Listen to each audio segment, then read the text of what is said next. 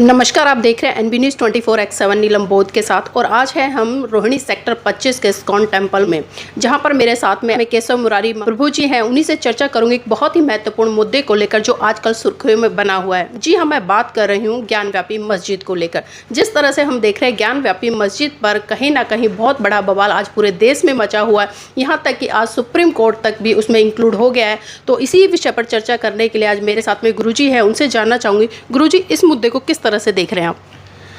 हाँ, हरे कृष्णा। देखिए जी, ज्ञानव्यापी मंदिर और मस्जिद का जो कंट्रोवर्सी है ये बहुत पुरानी है। और हम सब जानते हैं कि भारत संस्कृति और संस्कारों का देश रहा और मंदिर काफ़ी अरसे से वहाँ पर थे। और जब बाहर से आक्रांता आए उन्होंने काफ़ी नष्ट किए, भ्रष्ट किए और उसके बाद वहाँ पर मस्जिदें बनाई। हम सब जानते हैं, और हम नहीं, ये तो मुस्लिम समाज भी जानता है, क्योंकि जो लोग वहाँ पर रोज़ नमाज भी अदा करते होंगे वो भी देखते होंगे। जब ऊपर देखते होंगे तो उनको वो साइन दिखाई देते होंगे, लेफ़्ट या राइट देखते होंगे तो उनको वो चिन्ह दिखते होंगे, और माथा टेकते होंगे तो भी उनको लगता होगा कि हम क्या कर रहे हैं। मेरे जो मुस्लिम मित्र हैं उनसे मैंने जब बात की, और कई बार आप देखेंगे न्यूज़ में भी कई बार लोग बोलते हैं कि कुरान और हदीसों के हिसाब से कहा जाता है कि अगर आप किसी ऐसी जगह नमाज अदा करते हैं जो किसी और की इबादत की जगह है या किसी और का मंदिर है, या उसको तोड़कर कुछ अपना बनाते हैं फोर्सफुली, तो वहाँ पर की गई नमाज को जो है अल्लाह स्वीकार नहीं करते। ये तो शास्त्र कहते हैं, ग्रंथ कह रहे हैं। तो इसका मतलब क्या हुआ कि अगर वहाँ पर उस मंदिर को तोड़कर, नष्ट भ्रष्ट कर कर वहाँ पर मस्जिद बनाई गई, और फिर हम देखते हैं कि आज अगर मुस्लिम समुदाय वहाँ पर नमाज भी अदा करता है तो उन्हीं के ग्रंथों के अनुसार वो नमाज जो है एक्सेप्ट ही नहीं होगी। और फिर भारत में हम सब जानते हैं आज जिन मुस्लिमों के साथ हमारा मतभेद भी है किसी भी चीज़ को लेकर, और इतना मतभेद है कि आए दिन लड़ाई झगड़े हो रहे हैं, पत्थर फेंके जा रहे हैं, या कुछ ना कुछ गलत शब्दों का प्रयोग एक दूसरे के लिए किया जाता है।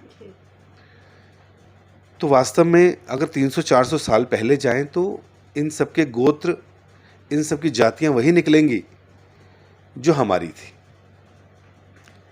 और जब मुस्लिम आक्रांता आए और उन्होंने तलवार की आड़ पर हजारों मंदिरों को तोड़ा, नष्ट भ्रष्ट किया, और कुछ इतने सैकड़ों, हजारों, लाखों लोगों का मतांतरण कराया,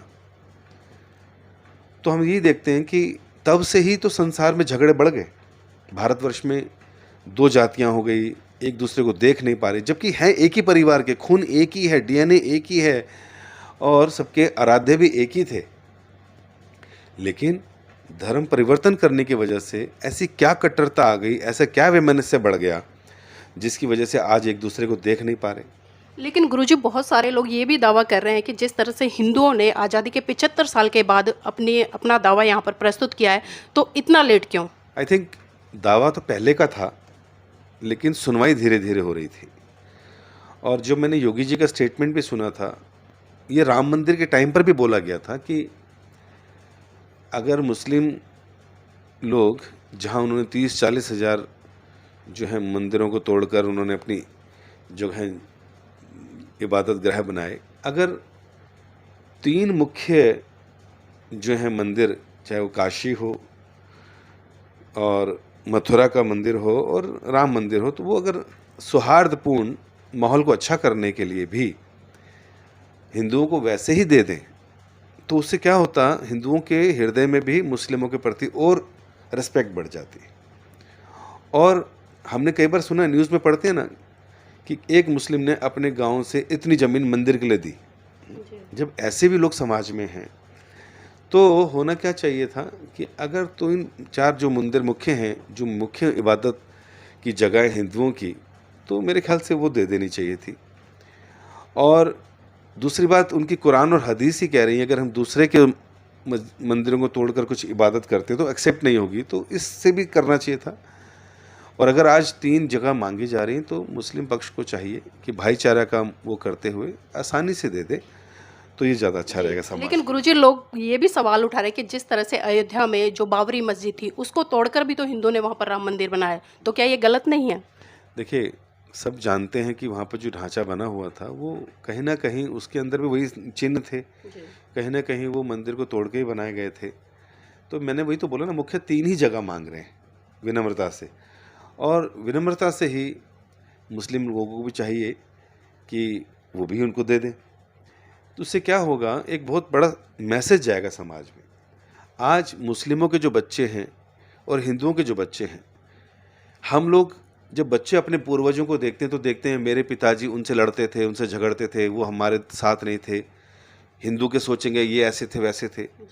आने वाली पीढ़ी को क्या मैसेज देना चाह रहे हो? क्या आप चाहते हो कि हमारी आने वाली पुश्तें भी लड़ती रहे, झगड़ती रहे?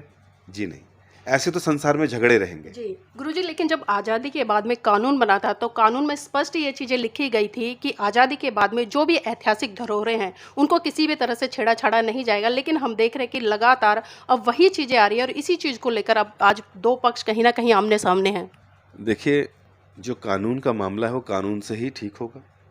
अगर कुछ ऐसा नियम बना था, देश के संविधान ने कुछ ऐसा नियम बनाया था या कानून का ऐसा नियम था, तो हम देखते हैं कि बहुत सी अमेंडमेंट्स आती रहती हैं। समय के नीड ऑफ द आवर क्या है, तो उसके हिसाब से अगर कुछ चेंज करना भी पड़ रहा है तो केवल 2-3 जगह के लिए कर रहे हैं।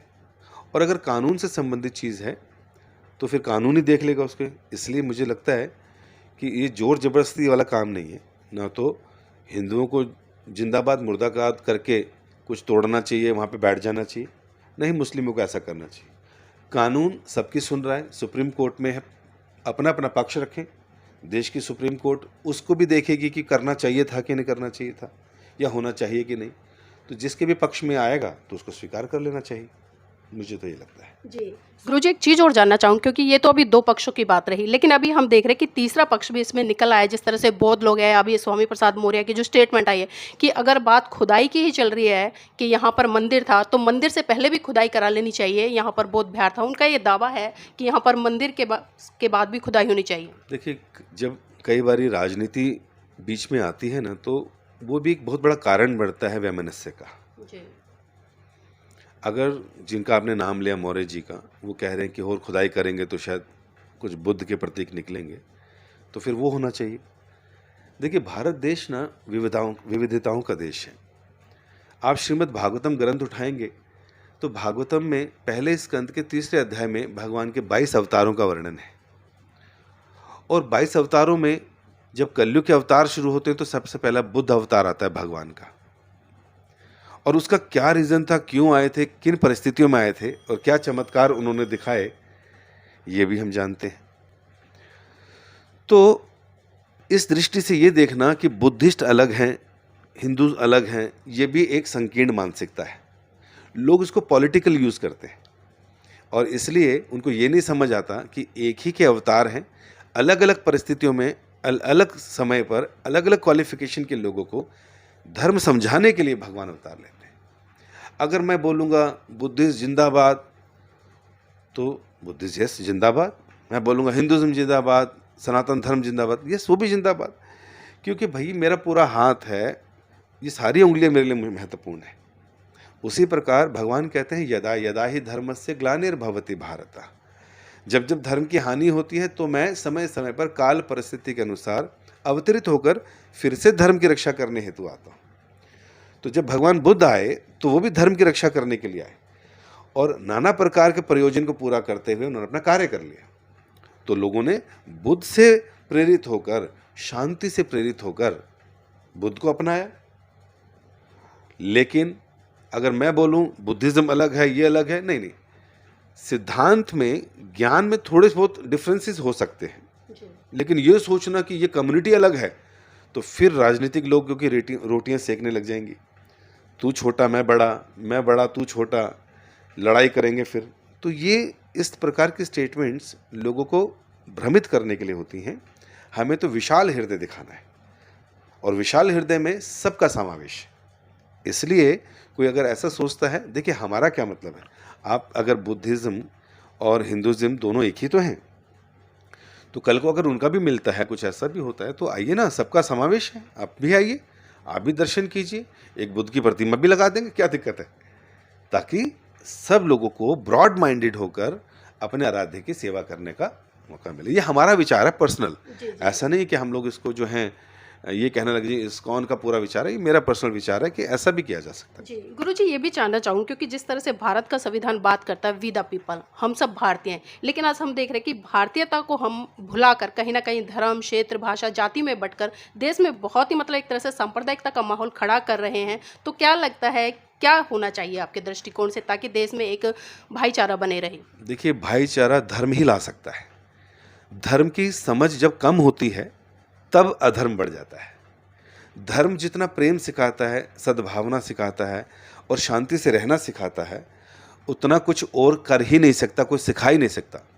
मटेरियल बेसिस पे अगर हमारे रिलेशन होंगे, व्यावसायिक रूप से अगर हमारे संबंध होंगे, तो आज नहीं तो कल झगड़े होंगे ही होंगे। लेकिन धर्म की सही जानकारी होगी, धर्म का सही पालन होगा, उसके आधार पर अगर संबंध होंगे तो लॉन्ग लास्टिंग होंगे, पीसफुल होंगे। अगर आज समाज में ऐसा भाव आ रहा है धर्म के प्रति, जिंदाबाद और ये सब चीज़ें, तो एक किस्म से ये ठीक भी है कि लोग धर्म की तरफ बढ़ रहे हैं। लेकिन जब बहुत बारी जिंदाबाद कर लिया तो लोग कहेगा यार मैं खाली नाम का बुद्धिस्ट हूँ, नाम का सनातनी हूँ क्या? मुझे थोड़ा डीप में जाना चाहिए, मैं ग्रंथ तो पढ़ूँ, ग्रंथ क्या कह रहे हैं। फिर ग्रंथ ये बोलते हैं कि हम ये शरीर नहीं, हम शरीर के अंदर आत्मा है। और अगर हम आत्मा हैं तो आत्मा किसका अंश और किसने बनाया? एल्बर्ट आइंस्टाइन ने बनाया, स्टीफन हॉकिंस ने बनाया, या न्यूटन ने बनाया आत्मा? नो नो नो नो, ये तो इनके अंदर खुद आत्मा थी। तो फिर आत्मा कहाँ से आया, या सोल कहाँ से आया, या वो रूह जो मुसलमानों के अंदर वो कहाँ से आया? ये तो मरता ही नहीं है। फिर पता चलता है ये तो अल्लाह का एक अंश है, ये बताते हैं गॉड का एक अंश है सोल। और भगवत गीता में कृष्ण कहते हैं सारी आत्माएं मेरी सनातन अंश है। भगवान एक ही हैं, नाम अलग हो सकते हैं, और हम सब आध्यात्मिक दृष्टि से भाई हैं क्योंकि हम सब आत्मा है। तो जब इस प्रकार का विचार, इस प्रकार का ज्ञान आ जाएगा तो मैं भेदभाव नहीं करूँगा, मैं ऊंच नीच नहीं देखूंगा, मैं सबका सम्मान और रिस्पेक्ट करूंगा, तभी मेरे हृदय में शांति रहेगी और दूसरे को भी एक शांति प्रिय समाज दे सकूंगा। गुरुजी, अभी आपने जिस तरह से कहा कि कलयुग के पहले अवतार हैं वो भगवान बुद्ध रहे हैं, तो मैं ये भी जानना चाहूँगी, आज हम देखते हैं कि तमाम जो हिंदू मंदिर बने हुए हैं वहाँ पर बुद्ध की मूर्ति दिखाई नहीं देती, तो किस तरह का ये अवतार मान रहे हैं लोग? देखिए, मैंने वही बताया, जानकारी सबके अंदर होनी चाहिए। शास्त्रों में जिस चीज़ का वर्णन है उसको हमें मानना चाहिए। फिर भगवान बुद्ध का जो अविशेष अवतार हुआ उसके पीछे क्या प्रयोजन था वो भी हमें जानना चाहिए। बुद्ध जी ने जब कहा कि आप, ब्राह्मण लोग उस समय यज्ञ में बलियां दे रहे थे और इतनी बलि दी जाने लगी कि जो सतयुग त्रेता युग में जो यज्ञ हुआ करते थे, ब्राह्मण लोग यज्ञ मंत्र इत्यादि कर कर पूरे यज्ञ को अच्छा कर देते थे, और फिर यज्ञ की ये देखने के लिए कि भगवान प्रसन्न है कि नहीं, यज्ञ पूरी तरह से सही हुआ कि नहीं, एक बूढ़ी गाय को उसके अंदर डालते थे और बूढ़ी गाय मंत्र को सुनकर फिर से नया जीवन प्राप्त करके यंग होकर बाहर आ जाती थी। उस समय ब्राह्मणों के अंदर ऐसी शक्ति होती थी, यज्ञ में ऐसी शक्ति होती थी और पूरे समाज का भला होता था। लेकिन जब ये त्रेता के द्वापर युग आया तो विधि बदल गई, अर्चन होने लगे, बड़े बड़े विग्रह बनाने लगे। तो आप देखेंगे बेईमान में भी बहुत बड़ी बुद्ध की मूर्ति थी, तोड़ दी गई, है ना। तो उस समय ऐसे लोग करते थे। तो क्या हुआ, अर्चनम विधि खत्म हुई तो कलयुग आ गया। अब कलयुग क्या था कि कलयुग में तो विधि कुछ और देनी थी, भगवान ने कहा मैं अवतरित होता हूँ।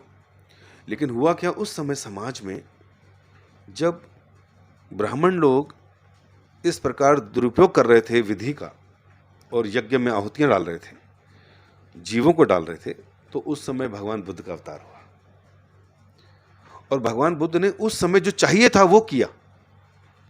क्या किया? उन ब्राह्मणों की रक्षा की। कैसे? कहा तुम इस प्रकार पशुओं की बलि नहीं दोगे यज्ञ में। पहले चमत्कार दिखाए उन सबको, चमत्कार देके जब नमस्कार हुआ तब उन्होंने शिक्षा देना शुरू की और कहा क्यों नहीं करोगे? उन्होंने तर्क दिया कि ये तो वेदों में लिखा है यज्ञ करना। उन्होंने कहा वेदों में तो लिखा है, लेकिन किस समय पे लिखा है उस समय करना था, आज क्यों कर रहे हो?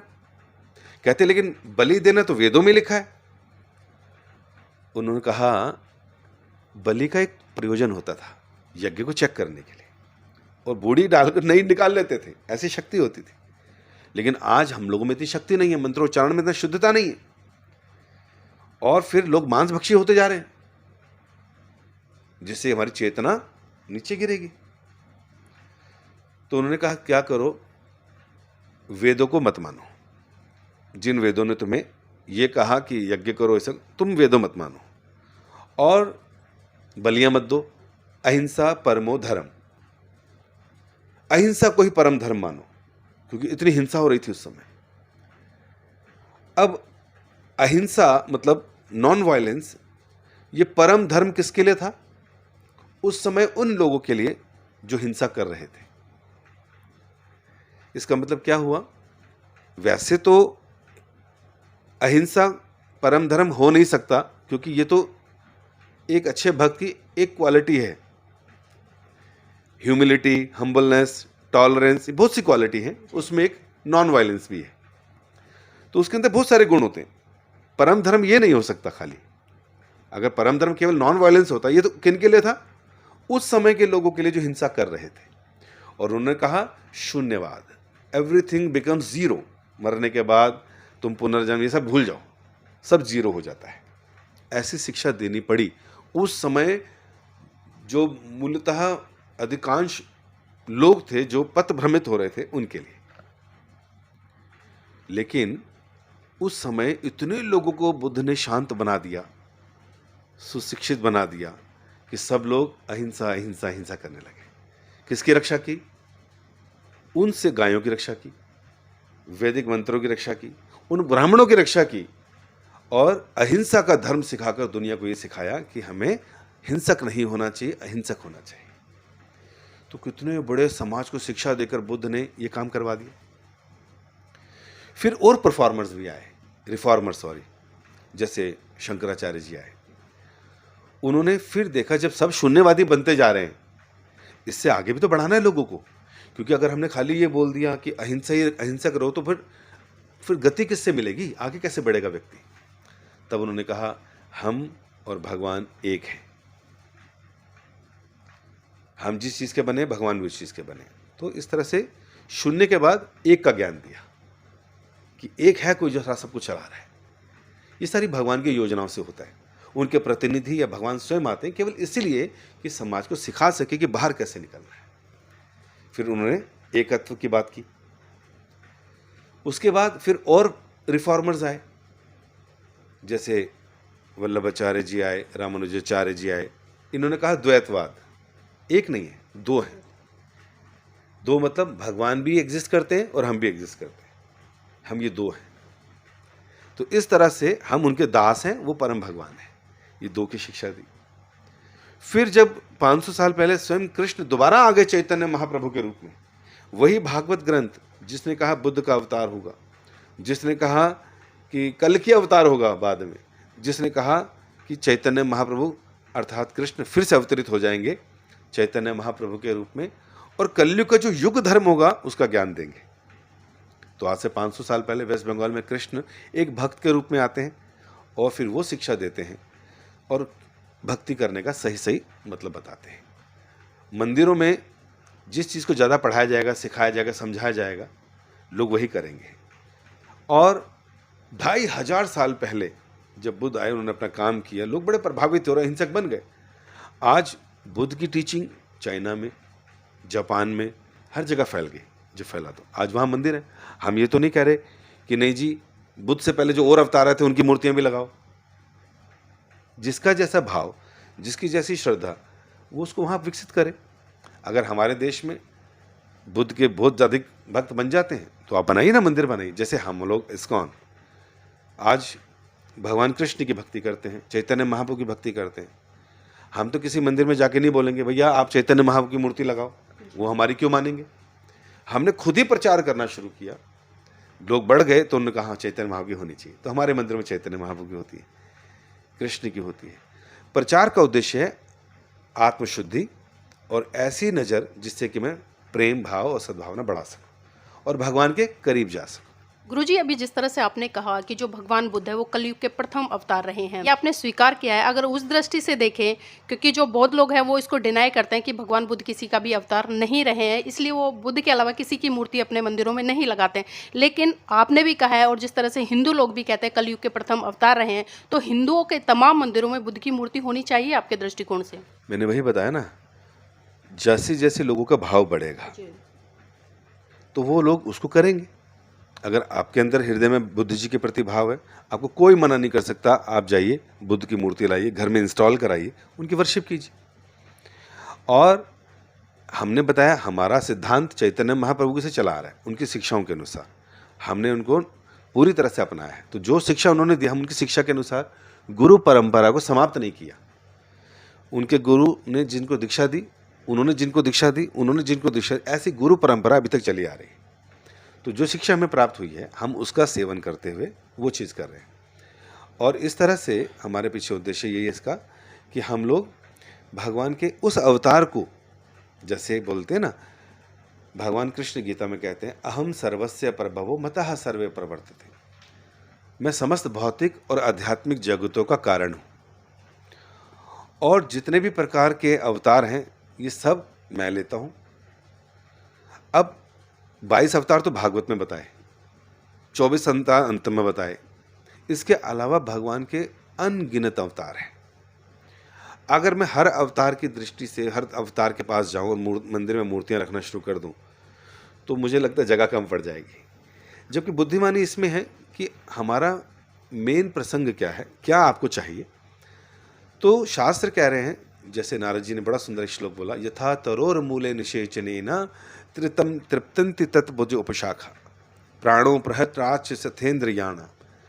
कह रहे हैं कि जिस प्रकार एक वृक्ष है, जब उसको पानी देना हो तो आप पत्तियों पे, टहनियों पे, फलों पे, फूलों पे नहीं जाते, आप सीधा जड़ में डालते हो। उससे क्या होता है, जड़ से सारा का सारा पेड़ हरा भरा हो जाता है और सब संतुष्ट हो जाते हैं। जिस प्रकार भोजन करने के लिए आप सारा खाना पेट में डालते हो, अगर सारे हाथ ऑर्गन्स हड़ताल कर लें, कमाई हम करें, मेहनत हम करें, मार्केट हम जाएं, सब्जियां हम धोएं, खाए, ये आज से हम लोग मुंह में नहीं डालेंगे तो सब वीक पड़ जाएंगे। तो कह रहे हैं उसी तरह जब हम कृष्ण की भक्ति करते हैं तो भगवान के जितने भी अवतार हैं उन सब की भक्ति वहीं से हो जाती है। यहाँ तक कि 33 करोड़ देवी देवता जो बताए जाते हैं उनके बारे में तो कहा गया है, ब्रह्मा आदि देवगणा प्रसन्न गोविंद भक्ति वहताम नारायण, कि जो गोविंद की शरण में जाता है 33 करोड़ देवी देवता, ब्रह्मा जी से लेकर जितने भी हैं, सारे उनसे प्रसन्न हो जाते हैं। तो बुद्ध हमारे भी आराध्य हैं, हमारे भी हृदय में, लेकिन क्योंकि बुद्ध भी हैं, मत्स्य अवतार भी है, वराह अवतार भी है, कई कई मंदिरों में साउथ में हर जगह मिलेंगे, लेकिन हमने क्या करा, उन भगवान को इंस्टॉल कर रहे हैं जो सबके आगार हैं, ताकि बुद्ध भी ना छूटे और मत्स्य भी ना छूटे और कूर्म भी ना छूटे। कूर्म अवतार भी है भगवान का, वराह अवतार भी है, तो कोई ना छूटे। तो इस तरह से हमारा गुरुजी, जिस तरह से वाल्मीकि रामायण है, गीता प्रेस के द्वारा प्रसारित की गई है, उसमें साफ साफ जो बुद्ध है, बुद्ध को चोर बताया गया है और उनको नास्तिक कहा गया है। तो क्या यही कारण है कि बुद्ध की मूर्तियां हिंदू लोग अपने मंदिरों में नहीं रखते हैं? वाल्मीकि रामायण मैंने भी पढ़ा है और ऐसा कोई प्रसंग मेरी नज़र में तो नहीं आया। और अगर कहीं ऐसा है, अगर मान लीजिए चोर लिखा है उनके लिए, तो आप देखिए ना, भगवान श्री कृष्ण को भी तो लोग चोर कहते हैं। कहने का क्या मतलब है, अगर मान लीजिए कहीं पर कोई ऐसा शब्द आ गया तो हमें गुरुजन साधु की शरण में जाना चाहिए, उनकी दृष्टि से पूछना चाहिए कि सर यहाँ पर ये शब्द आया है, इससे हम क्या समझें। इसलिए भगवान कृष्ण का तत्वविधि प्रणिपातन परिप्रश्न निसेवा, गुरु के पास जाओ, विनम्र सेवा करो और उनसे आदर से पूछो कि मैं कुछ नहीं जानता, मुझे सिखाइए ये क्या चीज़ है। तो क्या करते हैं गुरुजन, जब उसका सेवा भाव देखते हैं और देखते हैं कि समझना चाहता है, तो गुरुजन उसको शिक्षा देते हैं उसके भाव से। फिर अगर कहीं पर ऐसा लिखा है, पहली बात तो मैं इसको डिनाई करता हूँ कि ऐसा कहीं लिखा होगा, और अगर ऐसा लिखा है तो उसको मतलब समझना चाहिए कि जिसने हजारों नहीं लाखों लोगों का चित्त चुरा लिया, हिंसा से अहिंसक बनाकर, तो ऐसे व्यक्ति को चोर कहने में कोई दिक्कत नहीं। जिस व्यक्ति ने सब लोगों का हृदय चुराया, सबके पाप और सबके सिंफुल चीज़ें चुरा ली, अगर ऐसे बुद्ध को कोई चोर कह रहा है तो कोई दिक्कत नहीं है, ऐसे कृष्ण को कोई चोर कह रहा है तो ये पूजनीय शब्द बन जाता है। और आपने कहा नास्तिक, कि ये नास्तिकवाद, तो मैं फिर बता रहा हूँ कि जैसे जिस समय जो चीज़ की आवश्यकता थी उस समय बुद्ध भगवान ने वो कार्य किया। और अगर मान लीजिए उनकी शिक्षा से या उनकी चीज़ों से कुछ लोगों को उस स्तर पर लाना था जो गलत काम कर रहे थे, किसी का पाप करके नरक जाना, गाय की हत्या कर कर उतने जन्म लेना जितने उसकी शरीर पे बाल हैं, इस पीड़ा से बचाने के लिए अगर कोई किसी को ऐसा ज्ञान दे दे जिससे कि वो छोड़कर कम से कम उस स्तर पर आ जाए जिससे कि उसका नुकसान ना हो, उसकी आत्मा का नुकसान ना हो, तो मेरे ख्याल से ये एक अपलिफ्टमेंट है। अगर वहाँ पर उसको, अच्छा नास्तिकवाद जो शब्द है हो सकता है वो लोग इस्तेमाल करते हैं, जैसे जिसने 100 तक गिनती जान ली और किसी ने 10 तक जानी, तो 10 तक वाले को लगा ये तो अनपढ़ है यार, 10 तक ही आती है इसको। लेकिन जिसको 10 तक सिखाई 0 से, वो तो बहुत अच्छी है ना। कहने का मतलब क्या है, भगवान का ही तो अवतार है, भगवान क्यों चाहेंगे ऐसा, आप समझिए। हमको भक्तों की नज़र से समझना पड़ेगा, कुछ भी गलत नहीं लगेगा। इसलिए हम लोगों को इस प्रकार की मानसिकता से बाहर आना पड़ेगा, नहीं तो मैं बुद्ध को भी ढंग से पूज नहीं पाऊंगा, खुद को भी शुद्ध नहीं कर पाऊंगा, हृदय में हमेशा नफरत भरी रहेगी दूसरों के प्रति, मेरी भक्ति का हर अंग मेरा नुकसान करेगा। गुरुजी क्षमा चाहूँगी, लेकिन मैं आपको करेक्ट करते हुए बताना चाहूँगी, जिस तरह से आपने कहा कि जो भगवान बुद्ध है उन्होंने जिस तरह से हिंसा परमो धर्म इसका सिद्धांत दिया, लेकिन ये सिद्धांत उनका नहीं बल्कि महावीर जी का रहा है और उन्होंने इस तरह से कहा है। लेकिन जो बुद्ध का सिद्धांत रहा है वो मध्यम मार्ग का रहा है और मध्यम मार्ग के तहत ही उन्होंने आचरण परमो धर्म कहा। देखिए, जितना मैंने पढ़ा और संतों से सुना, जी और उन संतों से सुना जो संत प्रमाणिक हैं, और प्रमाणिक संत का मतलब होता है जो प्रमाणिक जगह से पढ़ के ही बता रहा है या उसने भी प्रमाणिक गुरु से सुना है, जी तो उतना मैंने आपके सामने पक्ष रखा। इसके अलावा बहुत लोगों ने पुस्तकें लिखी